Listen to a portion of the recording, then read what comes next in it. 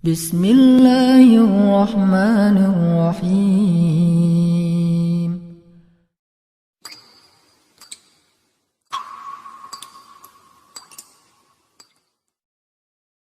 Semoga Ustadz dalam perlindungan Allah dan sehat selalu. Allah muliakan Anda. Saya mau tanya Ustadz, apa amalan terbaik di bulan Ramadan dan apa saja tanda-tanda puasa yang diterima oleh Allah Subhanahu wa taala? Dan satu lagi Ustadz, mohon promosikan channelku agar Baik. Ya. Baik, bismillah. Teman-teman dimanapun Anda berada, saudara-saudariku yang mungkin terhubung, baik di Indonesia, dari Medan, Lombok, Bengkulu, Palangkaraya, yang saya cintai, dan saudara-saudariku yang di Malaysia, juga beberapa negara yang bergabung. Ada pertanyaan, apa amalan terbaik Rasulullah SAW di bulan Ramadan? Dan ciri-ciri puasa seseorang diterima oleh Allah Subhanahu wa taala. Hadis riwayat Ibnu Abbas radhiyallahu taala anhuma, dari Nabi sallallahu alaihi wasallam, bersumber dari Nabi sallallahu alaihi wasallam ketika diamati oleh Ibnu Abbas, disampaikan kana Nabi sallallahu alaihi wasallam ajwadan nas wa ajwadu ma yakunu fi Ramadan. Adalah Nabi sallallahu alaihi wasallam itu orang paling baik, dermawan, dan bertambah kedermawanannya saat tiba Ramadan. Ya, kalau jud itu umumnya ke harta.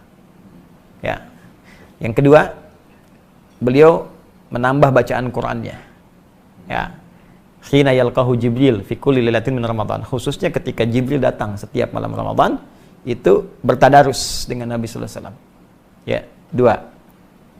Jadi satu hadis ini menunjukkan dua amalan. Satu, sedekah. Yang kedua, bacaan Al-Qur'an. Tiga, hadis riwayat Muslim dari Ibnu Umar radhiyallahu taala anhuma, nomor hadis 749. Kalau beda kitabnya, dicek rawinya, riwayatnya. Nabi menerangkan salatul laili mathna mathna wa idza khasya ahadakumul fajra falyutir rak'atan wahidah. Bangun malam itu, salat malam, tunaikan 2 rakaat sampai tak ada batas. Jika khawatir fajar tiba, maka tunaikan 1 rakaat witir. Cepat tutup. Terkait dengan Ramadan, ada hadis khusus, ya, yang langsung diriwayatkan statusnya sahih. Bahkan amalan salat malam ini redaksinya itu diserupakan identik dengan redaksi puasa. Ya, saya ulang ya. Redaksi ini amalan malam serupa dengan redaksi puasa. Yang puasa, man shama ramadhana imanan wa ihtisaban ghufira lahu ma taqaddama min dhanbi. Siapa yang menunaikan puasa dengan penuh keikhlasan dan dia sering mengoreksi dirinya saat puasa itu, ya, karena imannya kepada Allah, diampuni dosa-dosa yang telah lalu sampai di hari dia puasa itu. Itu punya dosa berapa banyak? Sama dengan saya, banyak. Nggak terhitung kan? Masuk kita Ramadan, di situ kita tunaikan karena Allah. Salah satu cirinya kita koreksi, introspeksi kurangnya apa, salahnya apa. Terus banyak istighfar, tunaikan, berusaha ikhlas puasa. Begitu kita mengingat dosa, istighfar, jatuh air mata kita, ampunan diturunkan oleh Allah sampai hari itu. Kalau antum meninggal pas di hari itu, dosa udah gugur, dapat langsung pahala puasa. Dosa 0, pahala muncul. Mau? Insyaallah hari pertama langsung meninggal. Kalau tiba ajal, kalau tidak ya belum tentu. Ya, nah, kalau puasa siang malam, siang, nggak ada puasa malam. Ya, awas, ini penting saya katakan. Tsumma atimmus siyama ilal lail. Al-Baqarah 187. Sempurnakan puasa itu sampai ila muqaddimatil lail, pembuka malam. Pembuka malam itu maghrib. Kalau sudah masuk malamnya, namanya isya. Nah, awas, ini penting saya sampaikan karena ada yang terlampau soleh puasa sampai isya. ada satu sekte itu puasa sampai isya, itu terlampau soleh. Nabi aja buka maghrib, dia Nabi bukan puasa sampai isya. Ya.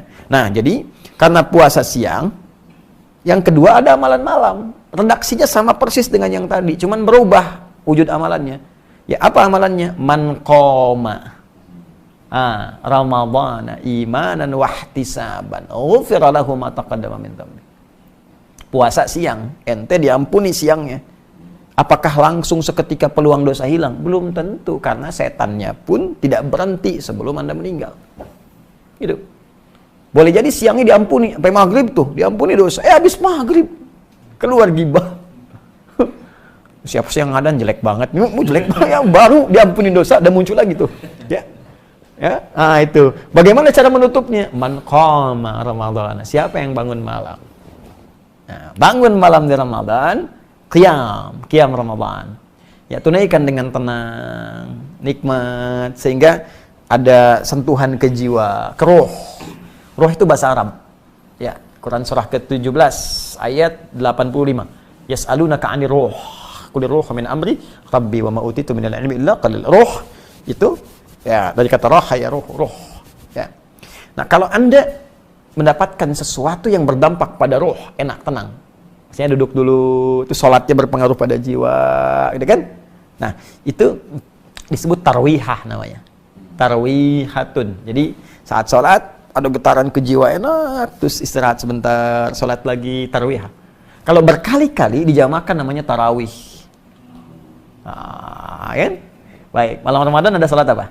Tarawih. Nah, tarawih itu sifatnya. Jadi tunaikan sholat dengan tenang. Ya, ada dampak ke jiwa, itu maksud tarawih. Ya.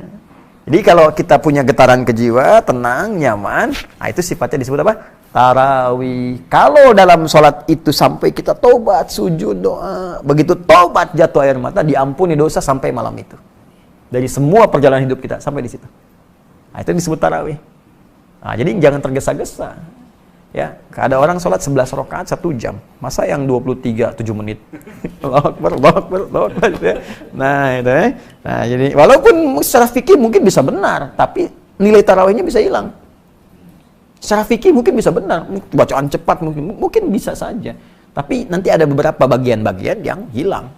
Tumanina apa dan sebagainya. Ya, nggak usah jauh-jauh, Nabi aja kan nggak begitu gitu. Ya, pelan-pelan. Nah, kembali kepada tadi, jadi amalan apa yang dikerjakan saat Ramadan? Kita rinci tadi. Ya, masih ingat yang pertama tadi kan ada 2, sedekah. Ya, karena itu siapkan dari sejak sekarang. Tabungan kita pelan-pelan. Tidak harus uang, makanan ya. Yang kira-kira nanti bisa dikonsumsi. Sekarang banyak saudara-saudari kita terdampak dengan situasi sekarang itu. Yang kekurangan makanan, berbagi, terapkan. Kita bikin program yang amin itu, Ansar Muhajirin itu ya. Alhamdulillah teman-teman dimanapun Anda berada, kami telah kirimkan bagian pertama ke saudara-saudari kita Indonesia yang ada di Malaysia, sudah sampai, semoga bermanfaat. Dan juga untuk teman-teman kita coba bersabar ya dalam situasi ini. Saya sarankan semua yang Allah titipkan sehingga terasa lebih. Bukan kaya, ingat. Awas, yang kaya itu Allah, Anda cuma dapat titipan. Dan itu dihisab oleh Allah Subhanahu wa taala. Jadi sebelum itu dipindahkan pada orang lain, gunakan secara baik ya untuk memberikan kebaikan kepada keluarga kita, keluarga terdekat dan yang jauh, samping-samping kita. Bersinergi. Nah, kata Nabi, ayo berbagi saat Ramadan walaupun cuman sehirup air, 1 kurma. Ya, itu bahasa majas ya. Jangan gini misalnya aqua 1 sedot, udah ini kan kok cuma sedot ya, hadis Nabi tidak. Ya, jadi itu majas kiasan ya, batas kiasan lah. Jadi walaupun air kita bagikan ya, kurma nggak harus dimasak lagi ya. Jadi bisa langsung, tapi yang matang. Ya, jangan kurma yang mentah itu kan. Oh, ini kok mentah ya, tunggu sampai buka mungkin matang kan. Tidak begitu. Ya, jadi kasihkan yang bisa dikonsumsi. Jadi 1 sedekah, nilainya tinggi. Kemudian Quran. Ya, Nabi aja sampai hatam Ramadan itu sekali. Ketika akan wafat 2 kali hatam. Ya, tadarus, pahami artinya ya dengan baik, baca dengan bagus. Yang ketiga tadi salat malam, hidupkan. Ya, itu amalan diantara yang dianjurkan Nabi Sallallahu Alaihi Wasallam. Dan ada kalimat muhasabah. Muhasabah itu introspeksi diri, ya, minta ampunan dari dosa. Yang kelima memperbanyak doa. Perbanyak doa itu ada di Quran surah kedua dalam rangkaian ayat Ramadan ayat 186. Memperbanyak doa pada Allah. Taubat, perbanyak doa. Nanti ada buku saya tentang makna ayat puasa. Itu membahas ayat puasa dari ayat Al-Baqarah 183 sampai 187. Dan setiap hurufnya. Saya ayyuhalladzina amanu, ya berapa kali disebutkan di Quran, maknanya apa dan sebagainya sampai ayat 187. Jadi secara singkat itu amal-amalannya. Yang terakhir, apa tandanya puasa seseorang diterima oleh Allah Subhanahu wa taala? Tanda paling singkatnya ada perubahan pada nilai takwanya. Itu yang disebutkan secara langsung dalam ayat 183 di surah Al-Baqarah di ujung ayatnya.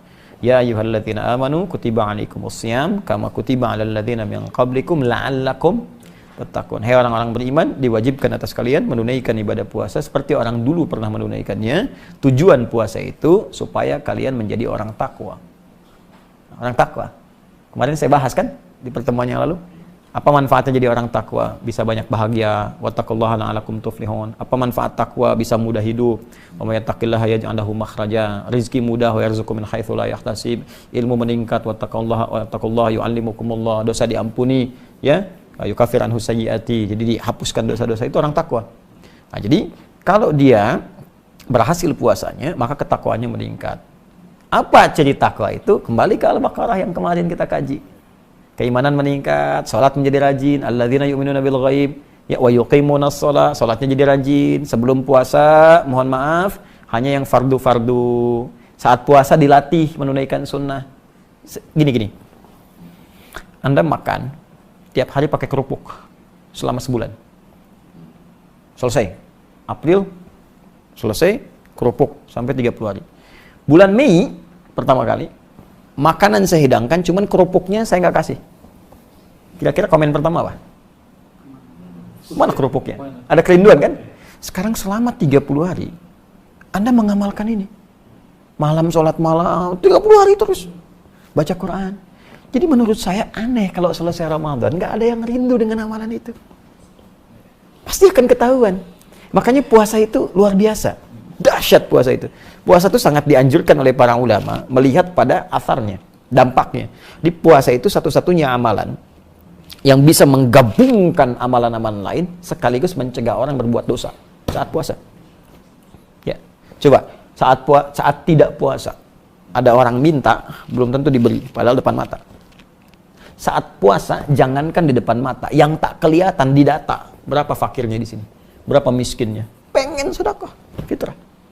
Saat tidak puasa, jangankan sholat sunnah, sholat fardu tertinggal masih biasa bagi sementara orang. Saat puasa, jangankan sholat fardu tertinggal sunnah, gelisah. Betapa banyak ibu-ibu, mak-mak dulu dan sekarang, rebutan saf pertama untuk tarawih, sampai nyimpan sejadah. Ya, mengkapling tempat dengan sejadah untuk tarawih, bukan isanya. Ya, punten abi di dieunya itu untuk tarawih itu. Ya. Apa hukum tarawih? Sunnah kan?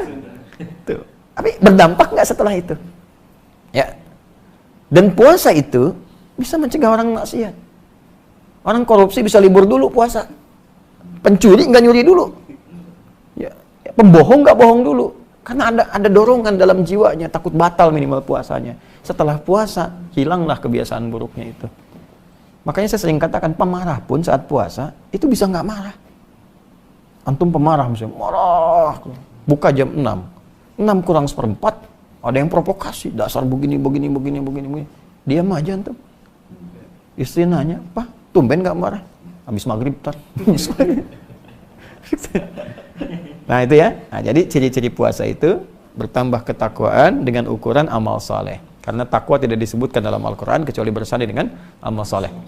Ya, puasa ujungnya takwa, haji dibuka dengan takwa. Al-hajju asyhurun ma'lumat faman farada fihinnal hajja fala rafatha wala fusuqa wala jidala fil hajj wa ma taf'alu min khairin ya'lamuhu wa tazawwadu fa inna khairaz zadit taqwa. Al-Baqarah 197. Salat takwa, haji takwa, umrah takwa, puasa takwa. Jadi orang takwa itu cirinya melekat pada amal salehnya. Ya. Allah taala adam. Bissawab.